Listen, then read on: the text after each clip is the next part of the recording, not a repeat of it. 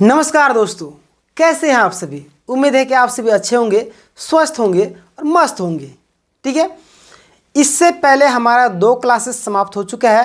ठीक है, शिक्षा के प्रति दृष्टिकोण से ही था। आज हमारा तीसरा क्लास है। ठीक है, अगर आप 2 क्लासेस नहीं देखें तो डिस्क्रिप्शन में लिंक डाल दिया जाएगा, आप वहाँ पे जाके देख सकते हैं। ठीक है, प्लेलिस्ट इसका अलग से बना हुआ है, आप जाके देख लीजिएगा। ठीक है, और रही बात तो हम लोगों का जो एक घंटे का हर एक वीडियो अपलोड होता है, क्योंकि हम लोग डिटेल वे में सारी क्लासेस को कर रहे हैं। ठीक है, तो टाइम लगेगा, लेकिन A to Z आपको बताया जाएगा। इससे एक भी क्वेश्चन छूटने की संभावनाएं ना के बराबर होगी, क्योंकि मैंने देखा है कि YouTube में इतना डिटेल वे में क्लासेस नहीं है। ठीक है, इसलिए मैंने सोचा क्यों ना क्लासेस प्रोवाइड कर दिया जाए। ठीक है, इसके बाद MCQ भी होगा। तो चलिए स्टार्ट करते हैं। आज हमारा तीसरा क्लास है और कल हम लोग जहाँ तक पढ़े थे उससे हम लोग आगे बढ़ेंगे। ठीक है, यानी कि कल हमारा जहाँ तक हुआ था उससे हम लोग आगे बढ़ेंगे। ठीक है, देखिए हम लोग कल जो है शिक्षण विधियाँ एवं शिक्षण सामग्री में थे। ठीक है, यानी हमारा जो है ये समाप्त हो चुका था। कौन सा पॉइंट समाप्त हुआ था हमारा, यहाँ पे आप देखिए पाठ्यक्रम हमारा समाप्त हो चुका था। आज से हम लोग क्या स्टार्ट करने वाले हैं, शिक्षण विधियाँ एवं शिक्षण सामग्री। ठीक है, आज से हम लोग ये स्टार्ट करने वाले, यानी कि शिक्षण प्रक्रिया के अंतर्गत क्या क्या चीज़ें आती है उन सभी के बारे में आज हम लोग जानेंगे। ठीक है, क्योंकि क्वेश्चन पूछे जाते हैं और अगर आप थ्योरी अच्छे तरीके से नहीं समझेंगे तो क्वेश्चन को बना नहीं पाएंगे। क्योंकि क्या होता है कि MCQ में क्वेश्चन जो है, अगर आप थ्योरी अच्छे तरीके से कंप्लीट किए हुए रहेंगे ना तो थ्योरी आराम से समझ, यानी कि MCQ आराम से बना लीजिए, क्योंकि MCQ में जहाँ तहाँ से उठा के दे दिए जाते हैं। ठीक है, तो चलिए हम लोग बिना देरी के स्टार्ट करते हैं। देखिए शिक्षण विधियाँ एवं शिक्षण सामग्री। सबसे पहले हम लोग शिक्षण विधियाँ, ठीक है, यानी कि तरीका। ठीक है, तरीका, शिक्षण सामग्री माने वस्तु। ठीक है, चलिए दोनों समझ में आ गया आपको। शिक्षण प्रक्रिया के अंतर्गत शिक्षक विद्यार्थियों को ज्ञान प्राप्त करने और विभिन्न क्रियाओं में दक्षता प्राप्त करने के लिए प्रशिक्षित करता है। क्या, देखिए शिक्षा के अंतर्गत, ठीक है, यानी कि शिक्षण प्रक्रिया के अंतर्गत, यानी सिखाने की जो प्रक्रिया, शिक्षण प्रक्रिया मतलब सिखाने की प्रक्रिया। ठीक है, सिखाने की प्रक्रिया के अंतर्गत, ठीक है, शिक्षक जो है विद्यार्थियों को, यानी कि सीखने वाले लोगों को क्या करते हैं, ज्ञान प्राप्त करने, यानी कि और विभिन्न क्रियाओं में दक्षता, यानी कि उसमें कुशल, यानी कि किस तरीके से, मतलब कि क्या बोले, मतलब कोई भी कार्य में निपुण प्राप्त करना। ठीक है, कि प्रशिक्षित करता है। ठीक है, देखिए विभिन्न विधियों और समाधानों द्वारा उसके ज्ञान को व्यवस्थित करता है, यानी कि विभिन्न, यहाँ पे समझिए, ठीक है, क्या बोला गया, विभिन्न विधियों यानी कि तरीका। ठीक है, तरीका,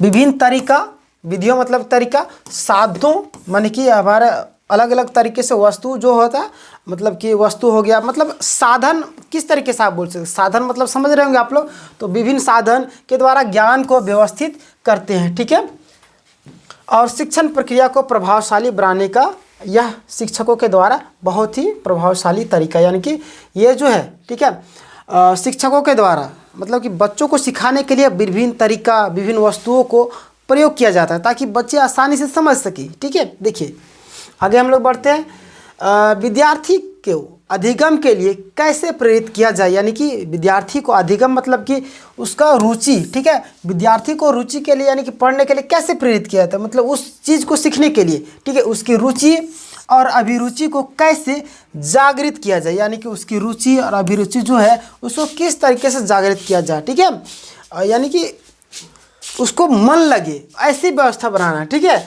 और कौन कौन से साधन अपनाए जाए जिनसे कम से कम समय में अधिक से अधिक ज्ञान प्राप्त किया जा सके, यानी कि कौन से साधन। ये हमारा डिजिटल बोर्ड है, इसमें सारा चीज़ लिखा हुआ आ रहा है PPT के माध्यम से, तो आप लोगों को पढ़ के आराम से समझा दे रहे। अगर हमें यही चीज़ को लिखना पड़ता तो क्या होता कि बहुत ज़्यादा टाइम वेस्ट होता। ठीक है, तो यही सारी चीज़ें मतलब कि व्यवस्थित करना, मतलब कि समय को कम करना और चीज़ों को ज़्यादा सिखाना, ये है। ठीक है, आधुनिक शिक्षा। इसीलिए शिक्षण विधियों और शिक्षण सामग्री के लिए शिक्षा का अंग माना जाता है, यानी कि जो भी विभिन्न सामग्री यानी कि वस्तु है और विभिन्न विधियां हैं, इसीलिए इसको शिक्षा का अंग माना जाता है। ठीक है, चलिए आगे देखते हैं मापन एवं मूल्यांकन। ठीक है, अगला आपका क्या है, मापन एवं मूल्यांकन। यहाँ से आपका मेन पॉइंट है। ठीक है, देखिए ज्ञान का विस्फोट होने के कारण पाठ्यक्रम की प्रभावों यहाँ पे स्पेस होना चाहिए था, खैर छोड़िए। देखिए प्रभावोत्पादकता, मुझे तो प्रभावोत्पादकता, ठीक है, प्रभावोत्पादकता, मुझे मेरा जीभ थोड़ा सा नहीं उल्टा रहा है। ठीक है, मूल्यांकन करने की आवश्यकता निरंतर बढ़ती जा रही है। ठीक है, मूल्यांकन प्रक्रिया द्वारा ही शिक्षण कार्य को उद्देश्यनिष्ठ की ओर अग्रसर किया जा सकता है। ठीक है, देखिए क्या बोल रहे हैं यहाँ पे, मापन यानी कि मापना, दूसरा आपका मूल्यांकन के माध्यम से भी हम लोग क्या करते जानते कि अगर कोई क्वेश्चन दे दे किसी विद्यार्थी को लिखने के लिए, किस तरीके से वो लिख रहा है, क्या क्या पॉइंट लिख रहा है, कहाँ पे मिस्टेक कर रहा है, तो हम उसको जांचेंगे कि क्या कमी है उसके अंदर। ठीक है, तो ये होता है मूल्यांकन। ठीक है, यानी कि विद्यार्थियों को मूल्यांकन करना चाहिए। ठीक है, मापन यानी हम लोग मापते हैं कि कहाँ पे मिस्टेक हो रहा है उन लोगों के। ठीक है, देखिए आगे बढ़ते हैं हम लोग। मूल्यांकन प्रक्रिया द्वारा ही हमें चुनौतीपूर्ण उद्देश्यों का चुनाव करने में सहायता मिलती है। ठीक है, यानी कि मूल्यांकन करेंगे तो हमें पता चलेगा कि किस चीज़ में इंटरेस्ट है विद्यार्थी का। ठीक है, कि किन किन चीज़ों में इंटरेस्ट है, उसी के द्वारा यानी कि उसी इंटरेस्ट के हिसाब से उस विद्यार्थी को पढ़ाने में, यानी कि उसी क्षेत्र में उसको जाने के लिए हम लोग क्या करेंगे, प्रेरित करेंगे। ठीक है, यानी कि चुनाव करने में हमें सहज महसूस होती है। ठीक है, मूल्यांकन के माध्यम से हम उसके बारे में जान सकते हैं, तो उसी क्षेत्र में उस विद्यार्थी को आगे अग्रसर करेंगे। ठीक है, यही कहना है मतलब मूल्यांकन प्रक्रिया के द्वारा ही विद्यार्थियों की अधिगम की गति यानी कि उसका हम लोग इंटरेस्ट समझ लाएंगे, तो उसी क्षेत्र में अगर जाने की बोलेंगे तो और गति में आएगा, यानी कि रफ्तार होगी, यानी कि उस कार्य में उसको मज़ा भी आएगा। ठीक है, और बुद्धि, रुचि, अभिरुचि, अभिवृद्धि और व्यक्तित्व का मापन कर उन्हें शैक्षिक और व्यवसायिक निर्देशन दिया जा सकता है। ठीक है, यानी कि उनके बारे में हम लोग थोड़ा सा जान लेंगे। तो यानी अगर जैसे क्या होता है ना, कोई विद्यार्थी को देखने के बाद, यानी कि वीडियो और साथ में ऑडियो यानी कि फिल्म की तरह देखने के बाद उसको ज़्यादा समझ में आता है, तो उसको उसी तरीके से समझाएंगे। कोई विद्यार्थी को केवल सुनने से याद आता है तो उसको उसी तरीके से समझाएंगे। किसी विद्यार्थी को लिखने प्लस में सुनने के बाद तुरंत लिखने से उसको याद होता था, उसको उसी तरीके से समझाएंगे, यानी कि ये चीज़ कहा जा रहा है। ठीक है, यानी कि उस विद्यार्थी के बुद्धि, रुचि, अभिरुचि, अभिवृत्ति और व्यक्तित्व का मापन कर लेते हैं हम लोग, तो शैक्षिक और व्यवसायिक निर्देशन दिया जा सकता है। व्यवसायिक मतलब कि अर्निंग योग्य व्यवसाय क्या है, मतलब कि जिससे हमें मतलब कि पूंजी, मतलब क्या बोल सकते हैं, जिससे हम बेनिफिट कमा सकते हैं, यानी कि अर्निंग हो सके। व्यवसायिक कार्य मतलब निर्देशन मतलब क्यों है, अगर किसी बच्चे को हम लोग निर्देश देते हैं कि तुम इस क्षेत्र में जाओ, तुम्हारा इंटरेस्ट क्या खेल में ज़्यादा है तो खेल को ही व्यवसायिक बना लो, क्रिकेटर अच्छा बन जाओ। तुम्हारा क्या प्रेजेंटेशन अच्छा है, यानी कि तुम बोलने में बहुत ही ज़्यादा माहिर, तो तुम क्या मोटिवेशनल स्पीकर बन जाओ। लोगों को मतलब उस चीज़ से मतलब कि उसको एक व्यवसाय यानी उससे कमाने का जरिया बना लो। ठीक है, किसी का पढ़ने में अच्छा, तुम शिक्षक बन जाओ, मतलब अलग अलग तरीके से। ठीक है, कोई इन्वेंशन करने वाला मतलब नए नए आइडिया को, तो तुम क्या वैज्ञानिक के लाइन में चले जाओ। तो ये सारी चीज़ें शिक्षक को पता होना चाहिए, यानी कि व्यक्ति विशेष यानी कि जो बालक है उसके बारे में थोड़ा सा जान लेंगे तो हम लोग उसको उसका जो इंटरेस्ट है उसको व्यावसायिक रूप में, मतलब कि उस बच्चे को व्यावसायिक रूप में हम लोग भेज सकते हैं। ठीक है, यानी कि उसका इंटरेस्ट के हिसाब से उससे बता सकते हैं कि इस सब्जेक्ट में यानी कि इस क्षेत्र में तुम जा सकते हो तो आगे बहुत अच्छा कर सकते हो। ठीक है, ये देखिए कुछ चीज़ें आपको कठिन वर्ड है जिसके कारण नहीं समझ में आ रही है, लेकिन उम्मीद है कि लास्ट तक देखिएगा ना तो आपको सारी चीज़ समझ में आएगी। और मैंने आपको फाउंडेशन बेस्ड आपका पूरा स्टार्ट कर दिया। ठीक है, अगर आपने देख लिया, ठीक है, हमें मतलब नहीं एक विद्यार्थी देखे, दो विद्यार्थी देखे, अगर एक विद्यार्थी देख रहा है और मन से देख रहा है ना, तो डेफिनेटली है कि आने वाले दिनों में उसको दिक्कत नहीं होगी। ठीक है, और मैंने पहले भी बोला था कि ये जो सब्जेक्ट है सिर्फ बीएड शिक्षकता यानी कि शिक्षक पात्रता परीक्षा पास करने वाले लोगों के लिए ही नहीं, अपितु उन सभी छात्रों के लिए है जो अपने जीवन में कुछ मतलब कि समझदार व्यक्ति बनना चाहते हैं। यानी कि आप ऐसी शिक्षा ग्रहण कर रहे हैं जो एक शिक्षक लेवल का चीज़ों का आप ग्रहण करें, इसलिए आप इस चीज़ को ज़रूर पढ़िए, ठीक है। चलिए हम लोग आगे बढ़ते हैं। इसीलिए कहाँ थे हम लोग? हाँ, कठिनाइयों का ज्ञान प्राप्त किया जा सकता है, ठीक है। इसीलिए आज आवश्यक माना जाने लगा है कि शिक्षक को मापन और मूल्यांकन की विधियों में दक्ष होना चाहिए। यानी कि आज माना जाता है आधुनिक युग में कि शिक्षक को मापन यानी कि उसका विद्यार्थियों को मापन यानी कि विद्यार्थी का किस चीज़ में इंटरेस्ट है, उसका मूल्यांकन किस तरीके से करते, तो इन सारी चीज़ों में दक्ष यानी कि परिपूर्ण होना शिक्षक के लिए अति आवश्यक हो जाता है, ठीक है। आज मापन और मूल्यांकन को शिक्षक का अंग माना गया। यानी कि मापन यानी कि विद्यार्थी को समझना, विद्यार्थी को जज करना, ये शिक्षक का सबसे बड़ा महत्वपूर्ण काम हो गया, ठीक है। चलिए अगला पॉइंट है आपका प्रकृति पर्यावरण, ठीक है। प्राकृतिक पर्यावरण में क्या है? प्राकृतिक पर्यावरण का अर्थ प्राकृतिक परिस्थितियों से लिया गया है, ठीक है, ये बिल्कुल सही है। शिक्षा के प्राकृतिक पर प्रक्रिया पर प्राकृतिक परिस्थितियों का बहुत प्रभाव पड़ता है, ठीक है।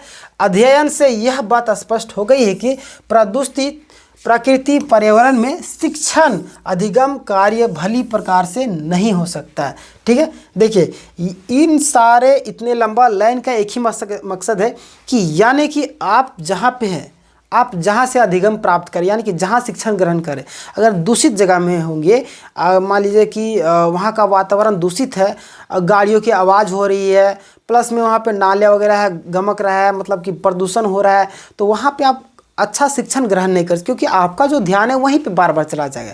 तो ये सारी चीज़ें कि पर्यावरण जो है वो साफ़ सुथरा होना चाहिए, ठीक है, अधिगम के लिए, ये बोलने का मतलब है, ठीक है। आज यह माना जाता है कि विद्यालयों का प्राकृतिक पर्यावरण शुद्ध होना चाहिए, यानी कि साफ़ सुथरा होना चाहिए, बिल्कुल, वहाँ किसी प्रकार का प्रदूषण नहीं होना चाहिए, ठीक है। इसीलिए तो रोज दिन झाड़ू वगैरह लगाया जाता है स्कूलों में, ठीक है, सिखाया जाता है बच्चों को, पेड़ पौधे हरियाली आदि होनी चाहिए।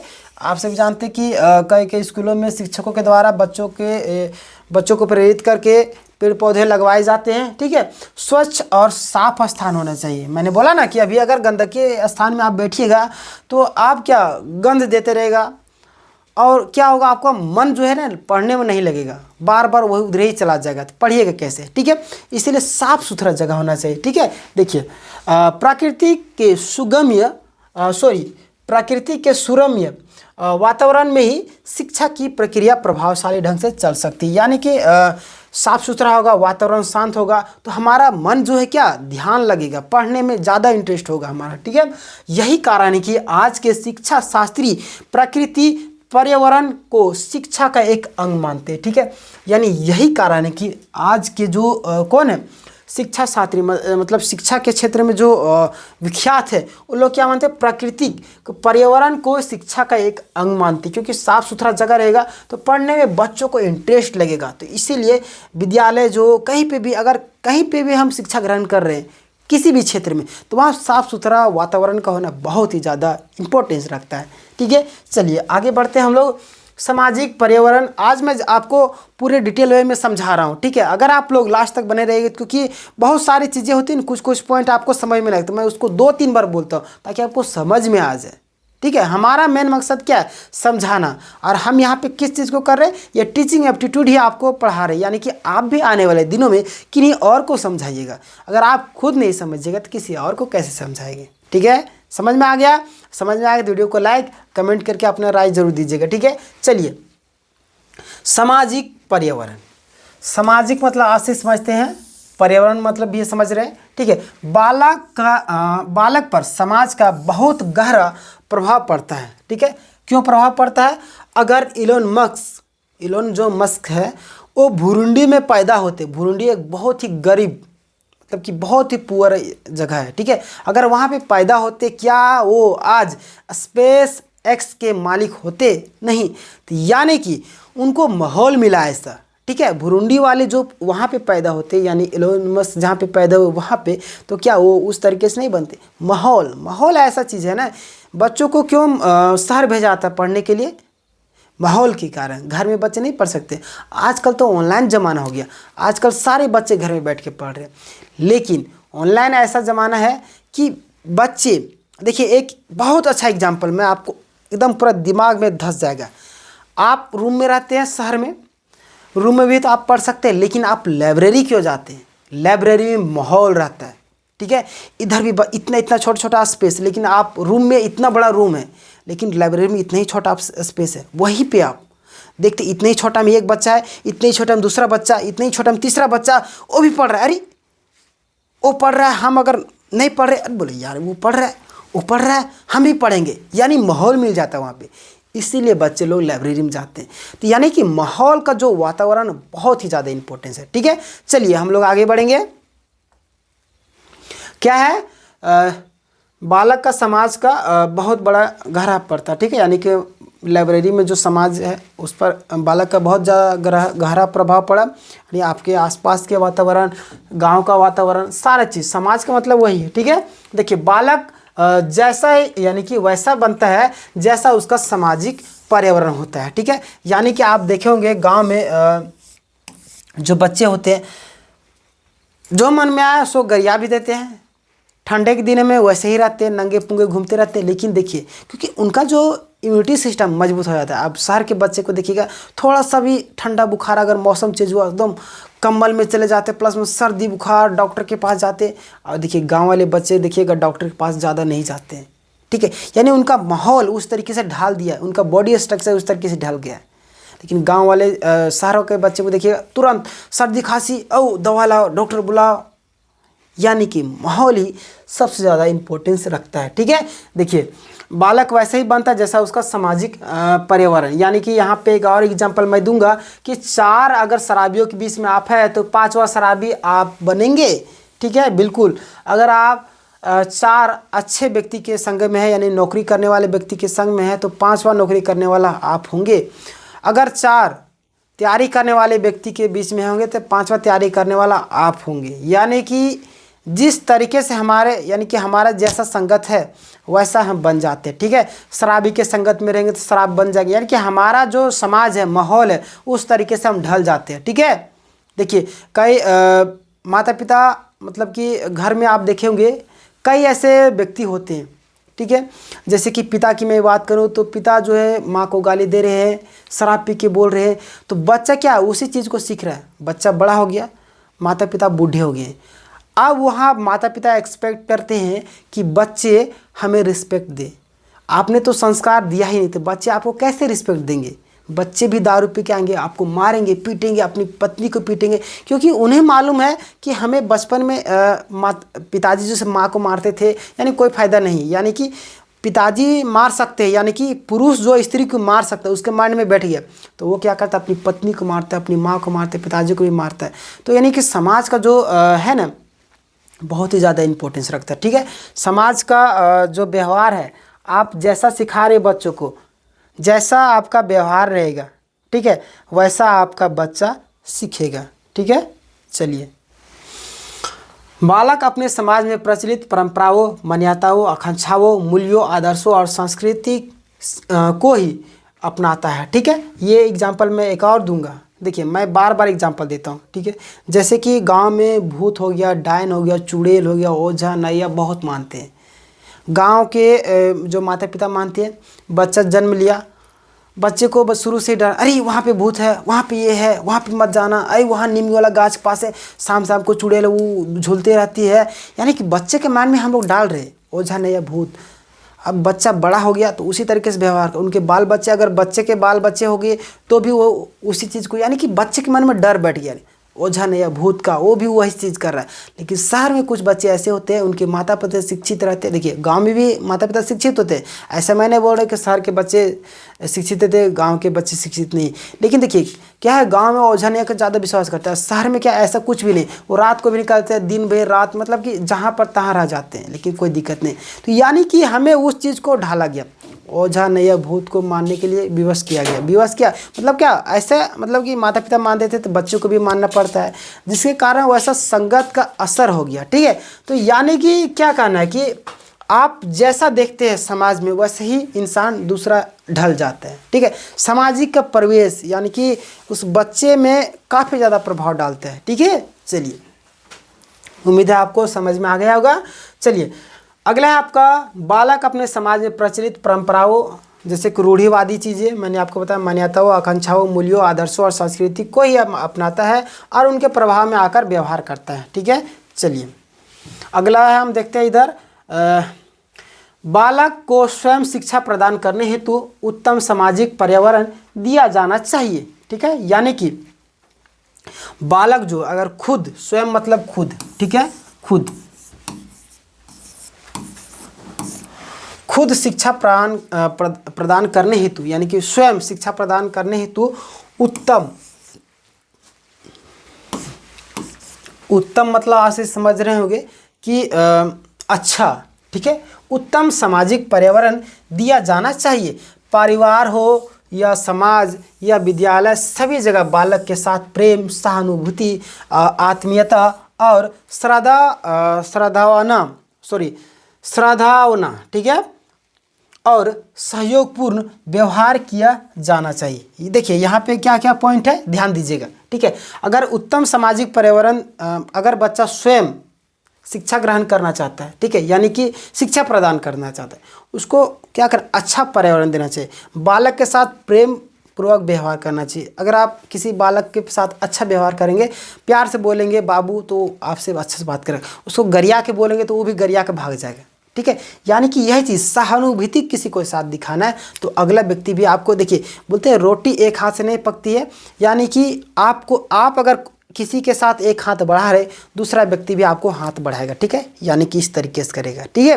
तो वही चीज़ होता है सहानुभूति, यानी कि प्रेम से बात करना चाहिए, ठीक है। अगर आप गाली दे के बात करेंगे तो दूसरा व्यक्ति भी आपसे गाली दे के ही बात करेगा, ठीक है। यानी उस व्यक्ति से आप एक्सपेक्ट नहीं कर सकते हैं कि आप गाली दे और वो आपको मान सम्मान दे, ठीक है। तो ये नहीं, अच्छा शिक्षा संस्कार, यानी कि आप जिस तरीके से लोगों के साथ व्यवहार करेंगे उसका आउटपुट आपके साथ आएगा, यानी कि जैसा कर्म करेंगे वैसा फल मिलेगा, ठीक है। यहाँ कहने का मतलब ये है, बोला जा रहा है, ठीक है।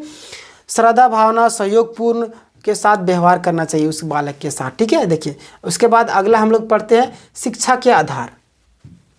शिक्षा के आधार क्या है, देखिए शिक्षा के निम्नलिखित 4 महत्वपूर्ण आधार। यहाँ से क्वेश्चन बन सकते हैं कि शिक्षा के कितने आधार है, तो आपका आंसर क्या बनेगा, शिक्षा के महत्वपूर्ण 4 आधार है, ठीक है। कौन कौन है, शिक्षा के दार्शनिक आधार, दूसरा आपका शिक्षा का मनोवैज्ञानिक आधार, तीसरा आपका शिक्षा का वैज्ञानिक आधार और चौथा है आपका शिक्षा का सामाजिक आधार, ठीक है। चौथा क्या आपका, शिक्षा का सामाजिक आधार, ठीक है। चलिए देखिए इधर हम लोग पढ़ते हैं शिक्षा का दार्शनिक आधार, ठीक है। शिक्षा का दार्शनिक आधार क्या है, दर्शन शिक्षा का प्रमुख आधार है। दर्शन क्या है, शिक्षा का प्रमुख आधार है। दर्शन के द्वारा ही शिक्षा के उद्देश्य, पाठ्य पुस्तक, शिक्षण विधि, अनुशासन, विद्यालय व्यवस्था आदि एक निश्चित रूप प्रदान किया जा सकता है। दर्शन, ठीक है, किसके द्वारा, दर्शन के द्वारा। ये जो पाठ्य पुस्तक है, शिक्षण विधि है, अनुशासन, विद्यालय व्यवस्था, ये दर्शन मतलब क्या है, एक सुनिश्चित किसी वे में जाना, उसी को दर्शन बोलते हैं, ठीक है। चलिए आगे बढ़ते हैं।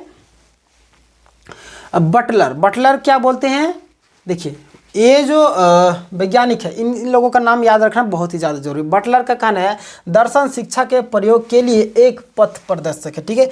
दर्शन जो है शिक्षा के लिए एक पथ प्रदर्शक का काम करता है, ठीक है। अब जेंटाइल का क्या कहना है, दर्शन की सहायता के बिना शिक्षा की प्रक्रिया सही मार्ग पर नहीं बढ़ सकते, ठीक है। यदि दर्शन की प्रक्रिया के बिना शिक्षा का जो सही मार्ग है, ठीक है, प्रक्रिया उस सही मार्ग पर नहीं बढ़ सकती। किसके अनुसार, जेंटाइल के अनुसार, ठीक है। चलिए रस क्या बोलते हैं, ये जो है इन लोग को याद करना पड़ेगा आपको, ठीक है, मैं आपको बता दे रहा हूँ, ठीक है। अगर आप कॉपी पेन लेके बैठे हैं तो आप लोग लिख लीजिएगा, ठीक है। हालांकि पीडीएफ तो आपको दे दिया जाएगा, लेकिन खुद के द्वारा जो लिखा पीडीएफ में इतना लंबा चौड़ा है, लेकिन आप जो मेन पॉइंट मैं आपको बता रहा हूँ, आप पेन कॉपी में नोट डाउन कर लीजिएगा, तो क्या होगा कि आप उस चीज़ को, उसी को शॉर्ट नोट बोलते हैं, ठीक है।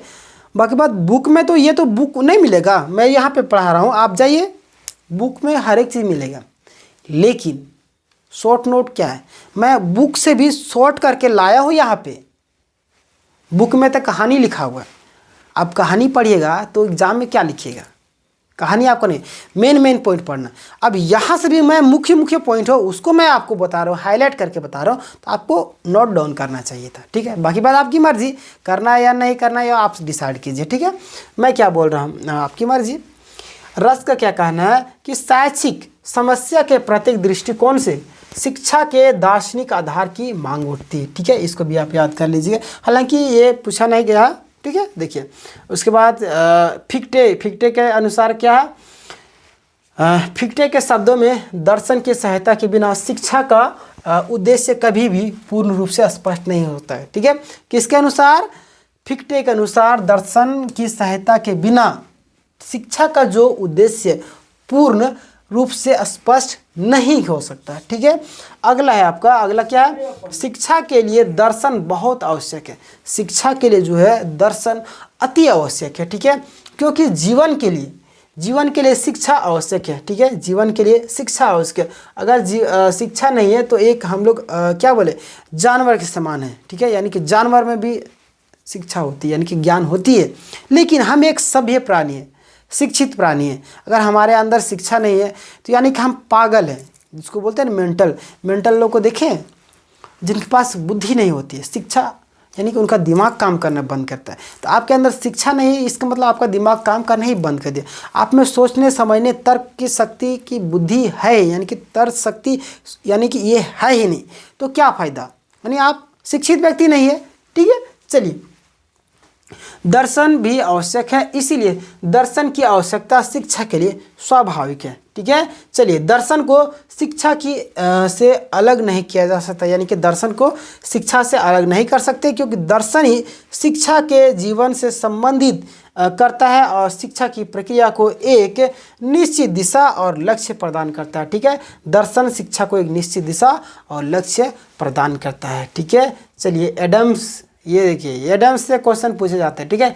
एडम्स के क्या कहना है, शिक्षा को दर्शन का गत्यात्मक पक्ष कहा है, ठीक है। यानी कि शिक्षा को क्या कहा गया, गत्यात्मक पक्ष क्या गया दर्शन का, ठीक है। किसके अनुसार, एडम्स के अनुसार, ठीक है। चलिए आगे बढ़ते हैं हम लोग। शिक्षा का मनोवैज्ञानिक आधार, शिक्षा का जो है मैं थोड़ा सा जूम कर लेता हूँ, ठीक है। अब तो आप लोग को दिख रहा होगा पूरा डिटेल वे में, ठीक है, हाँ दिख रहा है। देखिए, शिक्षा का मनोवैज्ञानिक आधार ड्रेवर क्या बोलते हैं, शिक्षा के मनोवैज्ञानिक आधार के महत्व को दर्शाते हुए लिखते हैं कि मनोविज्ञान एक महत्वपूर्ण तथ्य है। मनोविज्ञान तो है ही महत्वपूर्ण तथ्य, ठीक है। हम शिक्षा की समस्याओं को बिना मनोविज्ञान की सहायता के, यानी कि बिना मनोविज्ञान की सहायता के नहीं सुलझा सकते, ठीक है। बिना मनोविज्ञान की सहायता से क्यों नहीं सुलझा सकते, क्योंकि आप अभी महाकुंभ में देखेंगे कि लोग गोईठे से आग जला रहे, लेकिन गोईठे में ग्लिसरीन डाला जा रहा है, मतलब क्या बोल जाएगा, पानी में रंगीन डाल रहे हैं, मतलब कि रंगीन से फिर वाइट कर दे रहे हैं। तो सारा में साइंस है, मनोविज्ञान है, ठीक है। अगर मनोविज्ञान नहीं तो शिक्षा की कल्पना ही नहीं की जा सकती, ये कह सकते हैं, ठीक है। यानी कि हर एक फील्ड में मनोविज्ञान है। एक लोहे को जब ऊपर उड़ाया जा सकता है, लेकिन एक सुई को जब पानी में डाल जाएगा तो वो अंदर चला जाएगा। लेकिन बताइए इतना भारी लोहा कैसे उड़ रहा है, तो ये भी मनोविज्ञान है, ठीक है। चलिए आगे बढ़ते हैं हम लोग। देखिए, मनोविज्ञान आधार इस बात पर बल देता है कि शिक्षा के उद्देश्य पाठ्यक्रम, पठन विधि, अनुशासन, पाठ्य पुस्तकें, परीक्षाएं, विद्यालय आदि सभी साधन बालक के स्वाभाविक रूप से विकसित करने के लिए है, ठीक है। क्या क्या, देखिए, मनोविज्ञान आधार इस बात पर बल देता है, यानी कौन कौन से मनोविज्ञान जो है कौन कौन से बल पर बल देता है, कौन कौन से बात पर। पहला आपका उद्देश्य है, ठीक है, एक उद्देश्य होता है। दूसरा आपका पाठ्यक्रम, यानी कि निश्चित पाठ्यक्रम होता है। तीसरा आपका पठन विधि, यानी पढ़ने का विधि। और उसके बाद आपका अनुशासन भी, प्लस में आपका पाठ्य पुस्तकें भी, ठीक है। फिर आपका शिक्षाएं, फिर आपका विद्यालय आदि सभी साधन बालकों को, ठीक है, स्वाभाविक रूप से विकसित करने के लिए है, ठीक है। चलिए, शिक्षा मनोविज्ञान से परिचित शिक्षक बालकों के साथ प्रेम और सहानुभूति व्यवहार करते हुए उसके सामने ऐसा रोचक पर्यावरण प्रस्तुत करता है जिनसे यानी कि जिसमें रहते हुए बालक अपनी प्रवृत्ति और शक्तियों को, यानी कि मनोविज्ञान के द्वारा यानी कि शिक्षक को मालूम हो जाता है कि बालक के साथ किस तरीके से व्यवहार करें। यानी कि मनोविज्ञान यानी कि मनो यानी कि मनुष्य के, विज्ञान मतलब कि उसके बारे में जानना, यानी कि उस बालक के बारे में शिक्षक जान रहे हैं, ठीक है। तो उसके साथ सहानुभूति मतलब प्रेम से व्यवहार कर रहे हैं, ठीक है, यही कहना। ओहो सेव हो गया। चलिए आगे हम लोग बढ़ते हैं। यानी कि बालक को अपनी प्रवृत्तियों, शक्तियों और मतलब कि प्रेम से व्यवहार करना, उसके साथ किस तरीके से डील करना। जैसे बोलते हैं ना कि कोई भी वस्तु हम लेने गए मार्केट में तो हम लोग डील करते हैं ना, मतलब कि जो डीलर है, दुकानदार है, वो हम लोग के साथ डील करता है, वो मनोविज्ञान यानी अपना दिमाग लगाता है, नहीं थोड़ा सा दाम बढ़ा के बोलते हैं, क्योंकि हो सकता है ग्राहक दाम कम करके वही रेट पर आ जाए। तो बोलता है 500 की साड़ी, बोलते हैं 1000 रुपये। अब देखिए हम लोग बोलते हैं नहीं ज़्यादा दाम है, 800 रुपये लीजिए। नहीं, हम लोग बोलते हैं ज़्यादा दाम, हम लोग क्या बोलते हैं कि 600 रुपये ले लीजिए। बोलता है नहीं 800 रुपया, नहीं 600 नहीं, अच्छा 650 लीजिए। तो बोलता है अच्छा ठीक है दे दीजिए।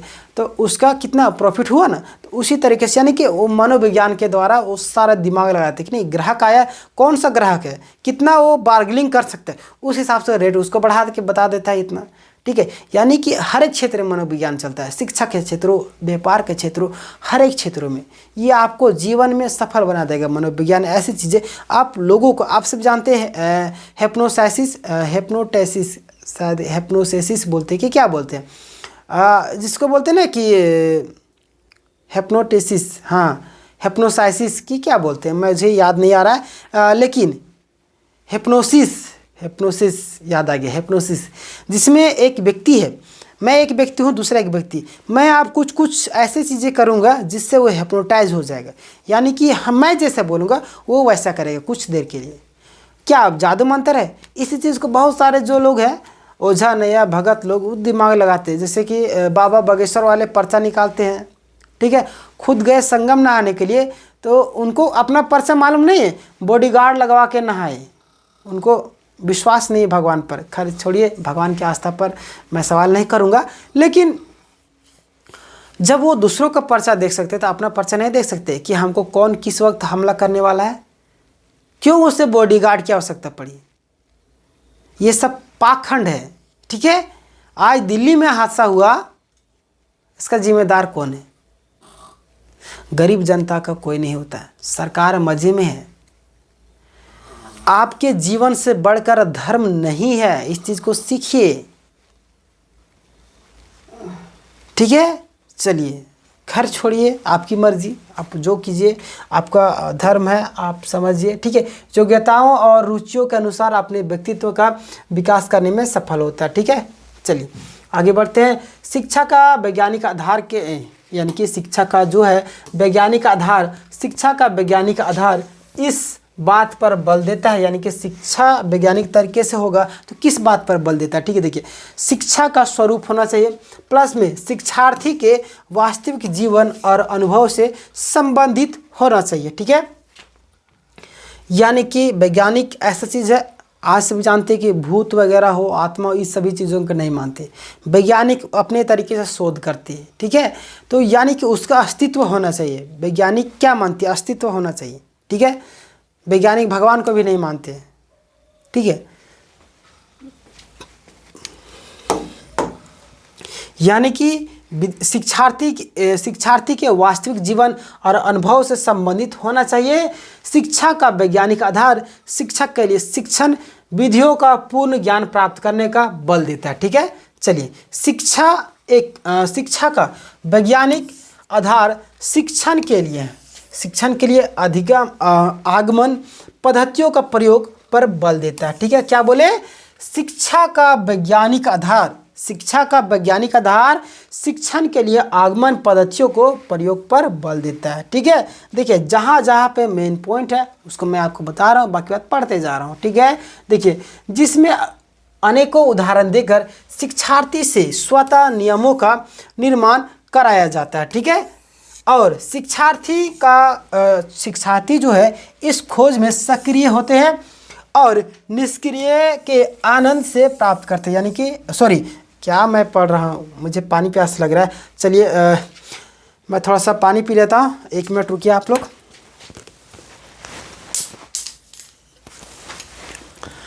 तब तक आप लोग कमेंट करके बताइए कि ये क्लासेस आप लोग को कैसा लग रहा है, क्योंकि क्लासेस जो है थोड़ा सा लंबा चल रहा है, जिसके कारण मैं 1-2 क्लासेस और लिया हूँ तो गला थोड़ा सा बैठ गया है। ठीक है,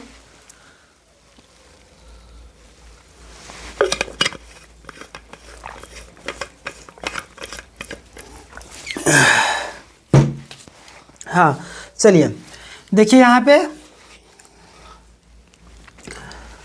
हम लोग कहाँ थे, जिसमें अनेक उदाहरण देकर शिक्षार्थी से स्वतः नियमों का निर्माण कराया जाता है। मनोविज्ञान जो है आपको हर एक चीज़ सिखाता है। ठीक है, शिक्षार्थी इस खोज में सक्रिय होते हैं और निष्कर्ष के आनंद को प्राप्त करते हैं। यानी कि मनोविज्ञान ऐसा चीज़ है जो सोच पर नहीं चलती, यानी कि वो तथ्यों को रखती है अपने आप में। ठीक है, बहुत सारे पाखंड ऐसे हैं जो ग्लिसरीन जलाकर, ग्लिसरीन डालकर और उसमें कुछ केमिकल मिलाकर आग जलाते हैं और बोलते कि मंत्र पढ़ते हैं। ठीक है, और बोलते हैं कि भगवान के द्वारा हमारे पास इतनी शक्तियाँ हैं कि हम आग जला दिए। पता चला कि ये जो है ग्लिसरीन डाल के और बहुत सारा चीज़ केमिकल कुछ कुछ होता है, उसको आप कुछ देर रखिएगा तो आग जल जाएगा। ठीक है, ऐसे ऐसे लोग हैं, पाखंड भरा हुआ है। ठीक है, मतलब जितना उल्लू बनाना है बना लेना है। ठीक है, सुहानी सिंह जो है, सुहानी का नाम तो आप सभी जानते होंगे, वो माइंड रीडर है। ठीक है, आप क्या सोच रहे हो वो समझ लेती है। तो इसका मतलब कि अगर वो चाहती पाखंड स्थापित करने, जिस तरीके से बागेश्वर धाम बाबा जो है वो पाखंड स्थापित कर रहे हैं, झूठ मूठ का अफवाह फैला रहे हैं, लोगों को भ्रमित कर रहे हैं, उसी तरीके से अगर सुहानी साथ चाहती तो वो भी अपना साम्राज्य स्थापित कर सकती थी। बाबा यानी कि साध्वी बन सकती थी, सबका पुर्जा निकालती, यानी कि वो तो माइंड रीडर है ही, पुर्जा निकालती और जो व्यक्ति आता उसका बारे में तो पढ़ लेती, माइंड रीड कर लेते, लिख देती, ये है ये है ये है, तो क्या वो तो भगवान बन जाती। लेकिन उसमें इंसानियत जिंदा है। वो बोलती कि नहीं, ये भगवान वाली शक्ति नहीं है, ये हमारा प्रैक्टिस का खेल है। और माइंड रीडिंग ऐसा चीज़ है कि वो बचपन से करती आ रही, इसीलिए हम कर सकते हैं। ठीक है, और वो जब बाबा बागेश्वर धाम प्रचलित हो रहे थे उस समय कई न्यूज़ चैनल वाले उनको कवर किए थे। किनको? सुहानी शाह को। और वो बताई थी कि ये माइंड रीडिंग करते हैं। लेकिन जो भक्त है, अंधभक्ति है, कई सारे लोग जो गोबर खाते हैं, देखे होंगे वीडियो वगैरह में, मतलब क्या बोले। छोड़िए इन सभी बातों पर, हम लोग अपना टॉपिक को देखते हैं। हमें किसी जाति धर्म संप्रदाय से किसी से कोई लेना देना नहीं है। ठीक है, बाकी बात सब कोई स्वतंत्र है, आज़ाद है इस भारत देश में। ठीक है, धर्मनिरपेक्ष राष्ट्र है हमारा। देखिए, शिक्षा का सामाजिक अर्थ ड्यूई के, ठीक है, शिक्षा का जो है सामाजिक आधार ड्यूई ने शिक्षा के मनोवैज्ञानिक आधार के साथ साथ, ठीक है, शिक्षा के मनोवैज्ञानिक आधार के साथ साथ सामाजिक आधार पर भी बल दिया है। ठीक है, कौन? ड्यूई। ठीक है, चलिए इसके शब्दों में शिक्षा मनोवैज्ञानिक आधार को दृष्टि में रखते हुए अवश्य, यानी कि अवश्य प्रारंभ होनी चाहिए, परंतु बालक की व्यक्तिगत क्षमताओं, रुचियों तथा आदतों का महत्व उसी समय जब वे समाज के हित में विकसित हों। ठीक है, देखिए यहाँ पे आप लोग को समझ में नहीं आया होगा। ठीक है, देखिए यहाँ पे कुछ क्वेश्चन पूछने वाले बात भी नहीं है, लेकिन मैं आपको समझा देता हूँ। देखिए, शिक्षा मनोवैज्ञानिक आधार को, शिक्षा जो है मनोवैज्ञानिक आधार को, माने कि मन से जो चीज़ें सोचती है, मन से सोचने वाली बात नहीं, मतलब कि हम क्या करते कि एक शिक्षार्थी, यानी कि मैं शिक्षक हूँ और आप विद्यार्थी हैं। ठीक है, तो विद्यार्थी की बातों को, यानी कि मैं समझ रहा हूँ, ठीक है, तो उसी की यानी कि दृष्टि को रखते हुए, ठीक है, अवश्य प्रारंभ हो जाती है, ठीक है। परंतु बालक की व्यक्तिगत, जो बालक है उसकी व्यक्तिगत क्षमताओं, रुचियों तथा आदतों का महत्व हम लोग समझ जाते हैं, ठीक है। मनोवैज्ञानिक का मतलब क्या है, उसके बारे में हम समझ रहे हैं, ठीक है। और उसी समय से जब वे समाज के हित में विकसित हो, ठीक है, यानी कि हम जानते हैं तो बालक उसी क्षेत्र में प्रेरित करते हैं तो क्या होगा, विकसित होगा बालक, ठीक है।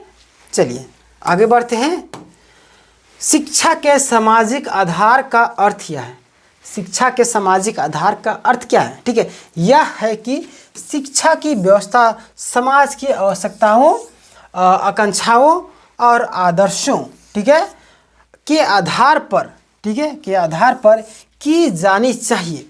देखिए क्या बोल रहे हैं, शिक्षा का सामाजिक अर्थ, शिक्षा का जो सामाजिक अर्थ है वो क्या है, शिक्षा की व्यवस्था समाज की आवश्यकताओं, आकांक्षाओं और आदर्शों के आधार पर की जानी चाहिए, ठीक है। यानी कि समाज के जो भी आकांक्षाओं, आदर्शों, उनके मतलब कि आधार पर की जानी चाहिए, ठीक है।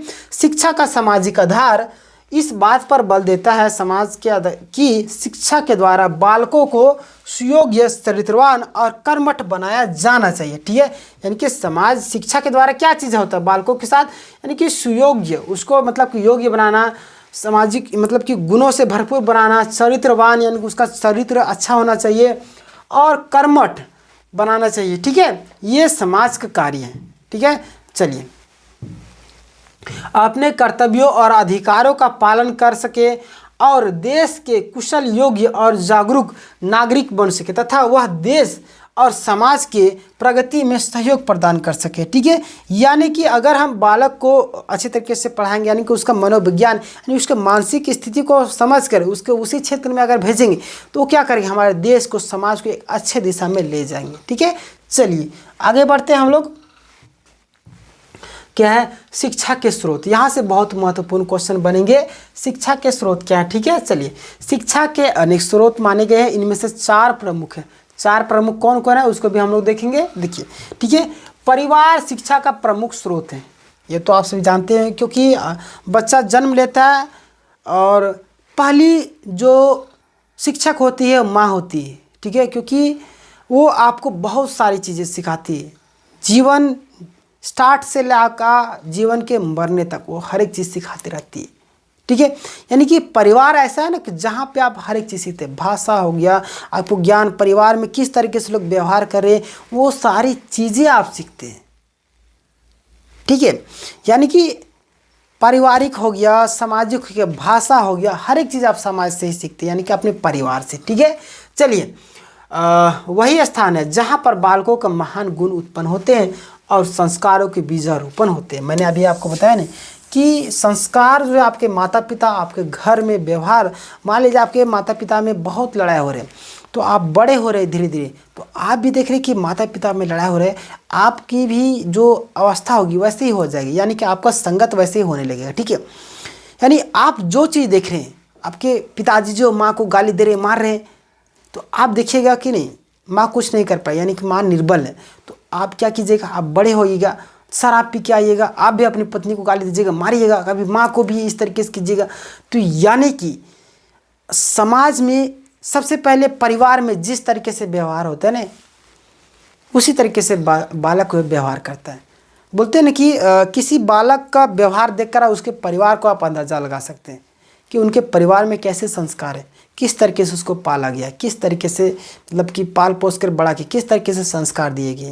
यानी उसके घर में अगर संस्कार दिए जाते हैं तो देखिएगा अच्छे तरीके से आपके सामने पेश आएगा, ठीक है। ये सारी चीज़ें, पहला से विद्यालय कौन है, परिवार, ठीक है।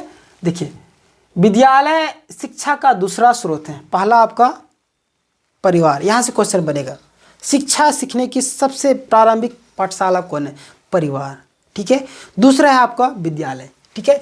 बालकों के संतुलित विकास में विद्यालय का महत्वपूर्ण स्थान है, ठीक है। यानी बालकों का जो है संतुलित विकास में क्या है, विद्यालय महत्वपूर्ण स्थान है। विद्यालय का समाज अपनी आवश्यकताओं और आकांक्षाओं की पूर्ति के लिए विद्यालय का निर्माण करता है। समाज जो है अपनी आकांक्षाओं और आवश्यकताओं की पूर्ति के लिए विद्यालय बंद है। क्यों? क्योंकि आप सभी जानते हैं कि घर में बच्चे जो माता पिता की बातों को नहीं सुनते हैं, ठीक है। और वही अगर उसी तरीके से 10-12 बालक है किसी एक जगह में जाके शिक्षा ग्रहण कर रहे हैं और उसको कोई दूसरा व्यक्ति पढ़ा रहा है तो उनकी बातों को समझेगा, सीखेगा। तो यानी कि समाज, परिवार जो है और समाज जो है वो विद्यालय को स्थापना क्यों किया? अपनी आवश्यकताओं और किस चीज़ की पूर्ति के लिए? आकांक्षाओं की पूर्ति के लिए विद्यालय का निर्माण करता है, ताकि बच्चे अच्छे से पढ़े, मन लगा कर पढ़े। हमारा बच्चा अगर नहीं पढ़ेगा तो देश का भविष्य, अपना फ्यूचर कैसे संभालेगा? जिसके कारण वो लोग सोच समझ कर ये सब कार्य करते हैं, यानी कि अपनी इच्छाओं आकांक्षाओं की पूर्ति के लिए वो क्या करते हैं?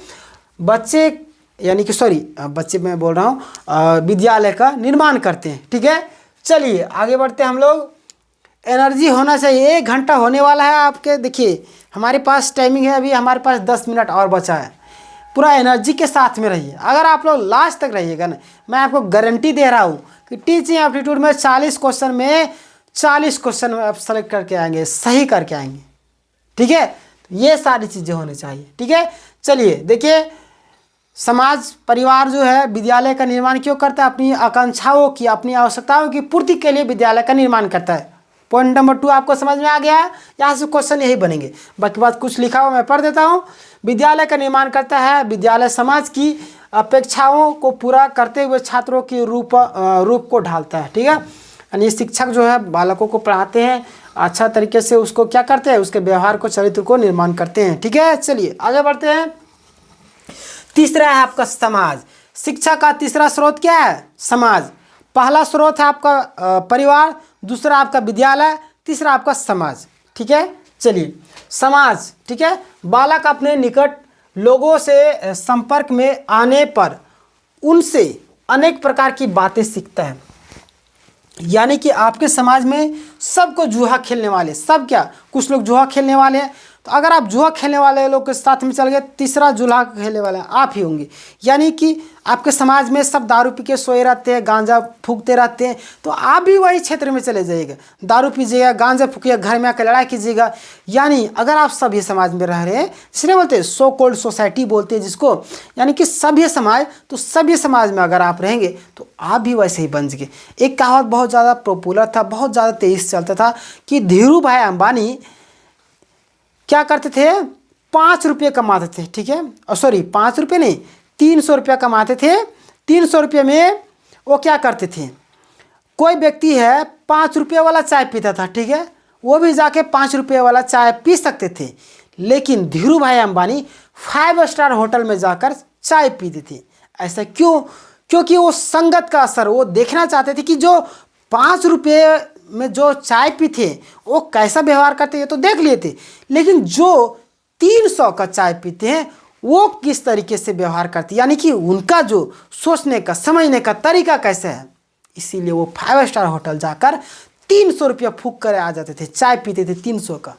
यानी कि हमें संगत में, ऐसी संगत में रहना चाहिए जो अच्छा संगत रखता है, यानी कि हमेशा पॉजिटिव माइंड वाला व्यक्ति हो। नेगेटिव वाला के साथ में रहिएगा तो नेगेटिव हो जाएगा। मान लीजिए आप एग्जाम की तैयारी कर रहे हैं ना, आप देखिए आपके साथ में अगर पढ़ने वाला व्यक्ति होगा ना, पॉजिटिव माइंड वाला, तो आपको भी मन लगेगा।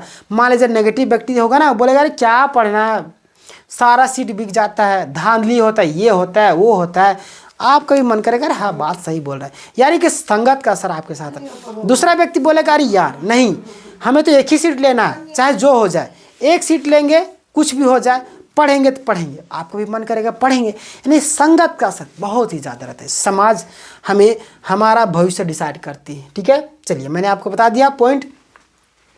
और समाज के गुण दोषों का बालक पर सीधा प्रभाव पड़ता है। जैसे कि मैंने अभी बताया, 4 शराबी एक बीच में रहिएगा तो 5वां शराबी आप हो गए, यानी कि आप पर प्रभाव पड़ रहा है, ठीक है। समाज बालक के आचार विचार, रहन सहन, व्यवहार को प्रभावित करता है, ठीक है। इसीलिए देखिए अब केरला वाले लोग जो है, साउथ इंडियन वाले इडली सांभर डोसा वोसा खाते हैं। हम लोग को देखिए इडली सांभर डोसा तो हम लोग को पेट भी नहीं भरेगा, और वो लोग वही सब चीज़ खाते हैं। यानी कि देखिए माहौल के अनुसार लोग बदलते हैं, ठीक है। यहाँ पे तो इडली सांभर डोसा लगेगा, क्या खा रहे हैं, यानी कि आपको जब तक एक डूबा चावल नहीं दिया जाएगा आपका पेटे नहीं भरेगा, ठीक है। चलिए तो देखिए सबका अलग अलग रहन सहन, यानी कि जहाँ पे आप रह रहे हैं आपका बिहेवियर वैसा है। मैं आपको इंग्लिश का एग्जांपल देता हूँ, ठीक है। बहुत सारे लोग इंग्लिश को एकदम सर्वोपरि मानते। क्यों भाई इंग्लिश को सर्वोपरि माना? हमारी मातृभाषा है, खोटा मगही लैंग्वेज हिंदी है, हम हिंदी अच्छे तरीके से बोलते हैं। अमेरिका वाले हिंदी नहीं बोल पाते हैं, तो क्या वो अपने आप को गिल्टी फील करते हैं? हम लोग अपने आप में गिल्टी फील करते हैं कि हम लोग इंग्लिश नहीं जानते हैं। इसमें कोई बड़ी बात नहीं। इंग्लिश कोई बोल रहा है इसका मतलब उसको जज नहीं करना कि बहुत अच्छा पढ़ने वाला है, ये ज़रूरी नहीं है। मतलब इंग्लिश से किसी को जज नहीं किया जा सकता है, ठीक है, याद रखिएगा आप लोग, ठीक है। हमने बचपन से हिंदी बोला, हिंदी सीखा, तो हम लोग हिंदी, अभी देखिए मैं आपको अगर हिंदी में ही, आप हिंदी जानते हैं ना, हिंदी में ही ग्रामर में पूछेंगे आप जवाब नहीं दे पाएंगे। अमेरिका वाला को इंग्लिश में ग्रामर पूछेंगे वो जवाब नहीं दे पाएंगे। यानी कि हम लोग बचपन से बोलते सीखते आ रहे हैं, तो हम लोग को हिंदी बोलने आते हैं। अरे अमेरिका वाले वो बचपन से इंग्लिश बोलते आ रहे हैं तो उनको इंग्लिश बोलना आता है। तो इसमें उनकी मातृभाषा होगी, हमारी ये मातृभाषा होगी, इसमें शर्म वाली बात क्या है? शर्माना नहीं है, ये हमारा मातृभाषा है, ठीक है। अपनी मातृभाषा को हम लोग आगे बढ़ाएंगे। चलिए अगला है आपका राज्य शिक्षा का चौथा स्रोत है। राज्य क्या है? शिक्षा का चौथा स्रोत, ठीक है। मैंने आपको बताया ना, पहला आपका क्या हो गया? परिवार, ठीक है, याद कीजिएगा, क्वेश्चन बनेगा। दूसरा आपका क्या होगा? दूसरा आपका विद्यालय, दूसरा आपका विद्यालय। तीसरा आपका क्या हो गया? समाज। चौथा आपका क्या हो गया? क्या है? राज्य, ठीक है।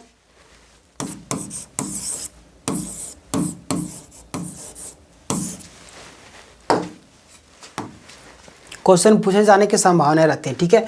पहला आपका परिवार, दूसरा आपका विद्यालय, तीसरा आपका समाज, चौथा आपका राज्य, ठीक है। इसलिए आप लोग ध्यान दीजिएगा, ठीक है। मैं जहाँ जहाँ पे मुख्य बिंदु मैं आपको बता रहा हूँ, ठीक है।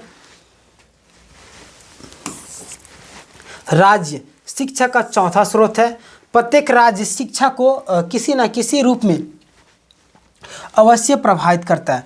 राज्य ही बालक के लिए औपचारिक, अनौपचारिक, निरौपचारिक शिक्षा, ठीक है, यानी कि औपचारिक, निरौपचारिक, ये सारी चीज़ें मैं आपको आगे बताऊंगा, ठीक है, कि व्यवस्था करता है। चौथा स्रोत क्या है आपका? राज्य है, ठीक है। चलिए शिक्षा की आवश्यकता एवं महत्व, टाइम तो हो ही गया। चलिए मैं इस पॉइंट को आपको डील कर ही देता हूँ, 10 मिनट और लगेगा, ठीक है। देखिए शिक्षा की आवश्यकता एवं महत्व, शिक्षा की आवश्यकता क्यों पड़ती है? शिक्षा की आवश्यकता क्यों पड़ती है और महत्व क्यों है? आपके अनुसार क्या लगता है? आप कमेंट में बताइए, ठीक है। आप लिखिए, लिखने आजकल क्या तो इतना शॉर्टकट हो गया कि देखिए आप दबा के रखिएगा कीबोर्ड ना, आपको वॉइस कंट्रोल का ऑप्शन देता है, आप वहाँ पे बोल दीजिए, बोल के बताइए शिक्षा क्या है, शिक्षा का महत्व क्या है, ठीक है। मैं आपके जवाब का इंतज़ार करूँगा, ठीक है। चलिए मैं बता ही देता हूँ शिक्षा की आवश्यकता और महत्व, ठीक है। शिक्षा मानव जीवन का आधार है। शिक्षा क्या है? मानव जीवन का आधार है, ठीक है। शिक्षा व्यक्तिगत यानी कि व्यक्तित्व का निर्माण भी करती है। शिक्षा किस चीज़ का निर्माण करती है? व्यक्तित्व का निर्माण करती है। और शिक्षा क्या है? जीवन का आधार। शिक्षा अगर हमारे पास है तो हम सभ्य व्यक्ति की तरह जिएंगे। हमें मालूम होगा क्या करना चाहिए, क्या कैसे व्यवहार करना चाहिए, किसके साथ किस तरीके से व्यवहार करना चाहिए, यानी हमें मालूम होगा, ठीक है। चलिए आगे बढ़ते हैं। शिक्षा व्यक्तित्व का निर्माण भी करती है और श्रृंगार भी करती है, ठीक है। शिक्षा ही मानव की यानी कि मानव को असत्य से सत्य की ओर ले चलती है, ठीक है। यानी कि हमें अच्छे भले बुरे के ज्ञान होता है। मान लीजिए किसी को मार रहे कि यह गलत है, मारना नहीं चाहिए। किसी को चोरी करे, किसी का पर्स मार रहे, यानी कि बोला नहीं ये गलत है। यानी शिक्षा है हमारे पास तो हमें मालूम है कि क्या करना चाहिए, ठीक है। गरीब को सताना ये गलत बात है तो हमें मालूम है, तो ये होती है शिक्षा, ठीक है। यानी हमें मालूम जीवन जीने का तरीका, कहाँ पे गलत हो रहा है, कहाँ पे सही है, ठीक है। यानी कि शिक्षा मानव को सत्य से असत्य से असत्य की ओर जाती है, यानी गलत से सही की ओर ले जाती है, ठीक है। चलिए और देखिए अंधकार से प्रकाश की ओर ले जाती है, ये भी बिल्कुल सही है। ज्ञान अज्ञान से ज्ञान की ओर। देखिए ये जो पॉइंट है शिक्षा, ये लोग आप सभी ये जो आसान पॉइंट है, लेकिन आप याद रखिएगा शिक्षा क्या है? शिक्षा इंसान को सभ्य बनाती है। अंधकार से उजाले की ओर ले जा रही है, असभ्य से सभी की ओर ले जा रही है, यानी कि जीवन जीने का तरीका सिखाती है। तो ये पॉइंट है, ठीक है। और मृत्यु से अमरत्व की ओर जाने के लिए प्रेरित करती है, ठीक है, और प्रोत्साहित करती है और निर्देश करती है, ठीक है। तो शिक्षा क्या है आप लोग को समझ में आ गया, मैंने पूरा डिटेल बता दिया और यहीं से क्वेश्चन पूछे जाते हैं, ठीक है। चलिए अगला है आपका, शिक्षा को मनुष्य का तीसरा नेत्र कहा गया। शिक्षा को मनुष्य का क्या बोला गया, यहाँ से क्वेश्चन बन सकता है कि तीसरा नेत्र किसे कहा गया। शिक्षा, पड़ोस, परिवार या घर, कुछ ही ऑप्शन दिया, इनमें से कोई नहीं। किसे कहा गया है, देखिए शिक्षा को मनुष्य का तीसरा नेत्र, यानी कि शिक्षा को क्या कहा गया, तीसरा नेत्र, यानी कि तीसरी आँख कहा गया। हमारी दो आँख है ना, ये इतनी बड़ी बड़ी, ये हमारी दो आँख है, आपकी भी दो आँख है, और यहाँ पे शंकर जी का तीसरा आँख था ना, ये हमारा तीसरा आँख है। शिक्षा हमारा क्या है, तीसरा नेत्र है, याद रखिएगा, क्वेश्चन पूछे जाने की संभावना ये रहती है, ठीक है। शिक्षा तीसरा आँख है, ठीक है। ज्ञान मनुजस्य तत्रीय नेत्रम, यजुर्वेद में कहा गया कि विद्या से अमरत्व या मोक्ष की प्राप्ति होती है, यानी कि विद्या अगर हमारे पास है तो हम मरेंगे नहीं, हमें अमरत्व यानी कि अमर हो जाएंगे, ठीक है। विद्या मृत्यु से, ठीक है। चलिए आगे बढ़ते हैं, गीता में क्या कहा गया है। देखिए यहाँ से पूछा जा सकता है कि गीता में विद्या के लिए क्या कहा गया, ठीक है। विद्या हमें मुक्ति दिलाती है, सा विद्या विमुक्ति है, ठीक है। गीता में क्या बोला गया, विद्या हमें मुक्ति दिलाती है, ठीक है। पाप जो भी पाखंड सारी चीज़ों से मुक्ति दिलाती है, क्या विद्या, किसी में कहा गया, गीता में। देखिए पद्म पुराण में पद्म पुराण में क्या कहा गया, पद्म पुराण में देखिए क्या कहा गया कि विद्या से सुख, यश, कीर्ति, स्वर्ग और मोक्ष प्राप्त होते हैं। पद्म पुराण में क्या कहा गया कि विद्या से सुख, सुख मतलब कि सुख आप सभी जानते हैं, खुश होते वही सुख है।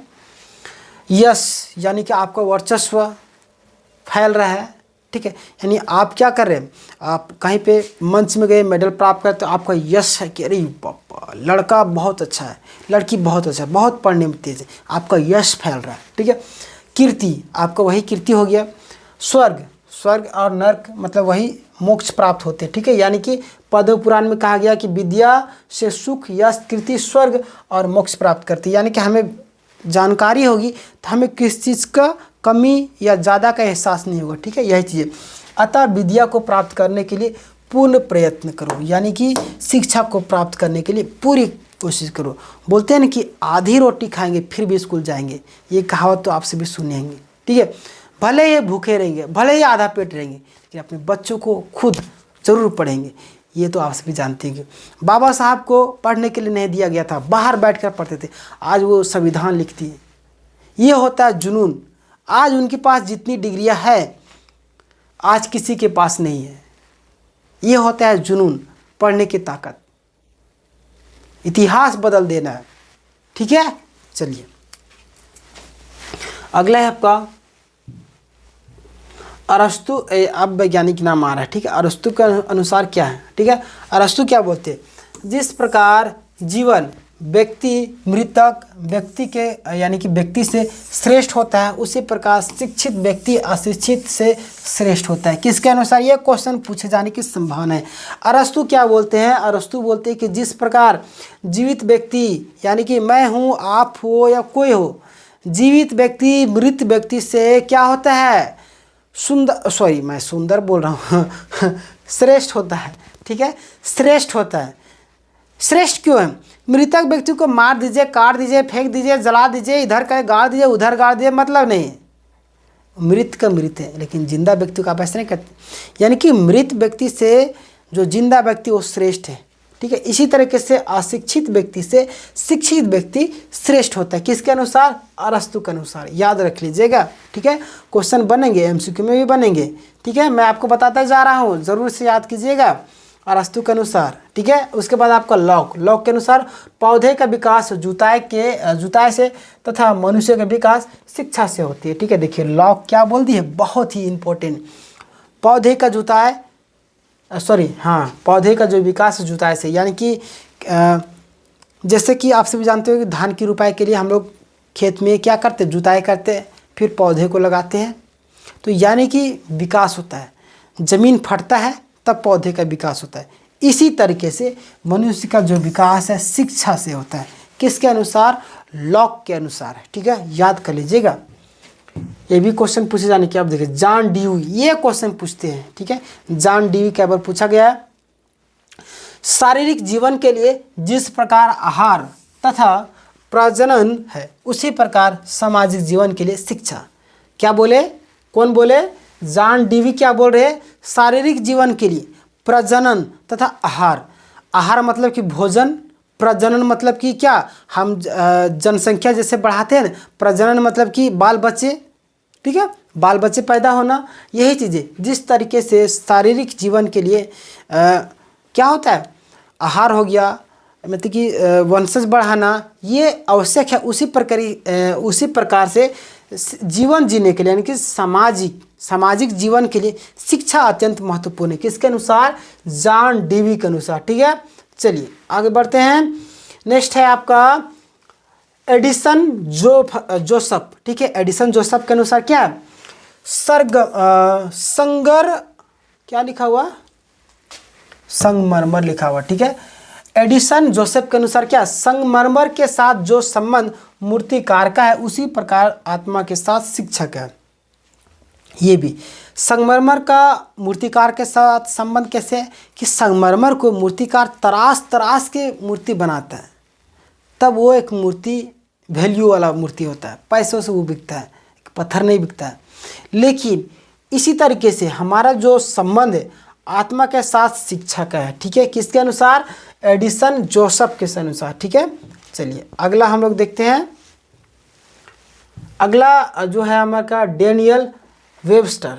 अगला कौन है? Daniel Webster. इनके अनुसार क्या है? शिक्षा भावनात्माओं, ठीक है, शिक्षा भावनाओं को अनुशासित, संवेगों को नियंत्रित, प्रेरणाओं को उत्तेजित, धार्मिकता को विकसित और नैतिकता को अभिवृद्धि करती है। किसके अनुसार? डेनियल वेबस्टर के अनुसार क्या बोलते हैं? शिक्षा भावनाओं को, हमारे अंदर जो भावनाएं उत्पन्न करती है, ठीक है, वो अनुशासित करती है, ठीक है। यानी कि हमारे बॉडी में जो भावनाएं हैं उसको कंट्रोल अगर नहीं कर पाएंगे तो हम शिक्षित नहीं है, ठीक है। कंट्रोल करना, ये हम शिक्षित व्यक्ति कहलाएंगे। संवेगों को नियंत्रित करना, यानी हमारे देखिए सारे बॉडी पार्ट का ही बात किया है, संवेग में उसको नियंत्रित करते हैं। फिर आपका प्रेरणाओं, उसको भी उत्तेजित करते हैं। फिर धार्मिकता को विकसित और नैतिकता को अभिव्यक्ति करती है। किसके अनुसार? डेनियल वेबस्टर के अनुसार, ठीक है। आप लोग याद कर लीजिएगा, ठीक है। चलिए आगे बढ़ते हैं। पंडित जवाहरलाल नेहरू, यहाँ से क्वेश्चन पूछते हैं। पंडित जवाहरलाल नेहरू भारत के कौन थे? आप कमेंट में बताइए। अगर ये भी नहीं जानते तो थू आपकी ज़िंदगी में, आप शिक्षक बनने के योग्य ही नहीं है, ठीक है। देखिए पंडित जवाहरलाल नेहरू भारत के कौन थे? आप कमेंट में ज़रूर बताइएगा, मैं आपके जवाब का इंतज़ार करूँगा। अगर किसी का गलत जवाब आ गया फिर देख लीजिएगा। देखिए शिक्षा संतुलित मन का विकास करती है। शिक्षा संतुलित मन का विकास करती है। किसके अनुसार? पंडित जवाहरलाल नेहरू के अनुसार शिक्षा संतुलित मन का, यानी कि बैलेंस करने का ये विकास करती है। हमें मालूम होगा क्या अच्छा है क्या बुरा है, ठीक है। अगर हमारे पास शिक्षा नहीं रहेगी तो हमें मालूम ही नहीं रहेगा क्या अच्छा है क्या बुरा है, ठीक है। चलिए शिक्षा की आवश्यकता एवं महत्व को निम्नलिखित बिंदुओं में स्पष्ट किया जा सकता है, ठीक है। और यहाँ पे बहुत सारे बिंदु है, इसको हम लोग कल देखेंगे, ठीक है। यहाँ तक हम लोग देख लिए पंडित जवाहरलाल नेहरू तक, ठीक है। ये जो पॉइंट रहेगा इसको हम लोग कल देखेंगे। तो उम्मीद है कि आप लोगों को सारी चीज़ें समझ में आ गई होगी और सारे पॉइंट क्लियर हो गए होंगे। और मैं आपसे उम्मीद रखता हूँ कि आपके मन में जो भी डाउट है आप कमेंट कीजिएगा। समझ में नहीं आया तो भी कमेंट कीजिएगा, क्योंकि मैं समझाने की पूरी कोशिश कर रहा हूँ आप लोगों को, और समझ में आएगा। क्यों नहीं समझ में आएगा? आप एक शिक्षक बनने वाले हैं। ये MCQ जब भी लाऊंगा मैं MCQ, तो आप देखेंगे, क्या देखेंगे कि किस तरीके से आपका MCQ बन रहा है, क्योंकि ये थ्योरी करवा रहे हैं, मैं डिटेल वे में करवा रहा हूँ। इस चीज़ को अगर मैं चाहता तो पढ़ के ऐसे ख़त्म करता और शॉर्ट वे में मैं ले आता, लेकिन मैंने कॉम्प्रोमाइज़ नहीं किया और अच्छे तरीके से पूरा डिटेल वे में जग कर मैंने सारे चीज़ टाइपिंग वगैरह करके आपके लिए लाया हूँ। PDF आपको डिस्क्रिप्शन में मिल जाएगा, टेलीग्राम का लिंक, टेलीग्राम से जाके आप जुड़ सकिएगा, ठीक है। सबसे पहले आपको जुड़ना होगा, वहाँ पे बहुत सारे PDF है और आप लोगों को और भी सारे PDF मिलेंगे।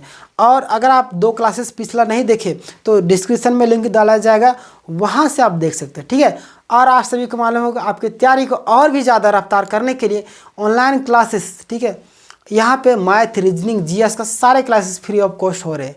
इसीलिए चैनल को सब्सक्राइब कर लीजिएगा और बेल नोटिफिकेशन दबा के भी ऑल कर लीजिएगा, ताकि जब भी लाइव क्लासेस होंगी उसकी जो नोटिफिकेशन है सबसे पहले आप तक जाएगी और आप लोग लाइव क्लास में जुड़ सकिएगा। मिलेंगे नेक्स्ट वीडियो में, तब तक के लिए अपना ख्याल रखिएगा। जय हिंद, जय भारत।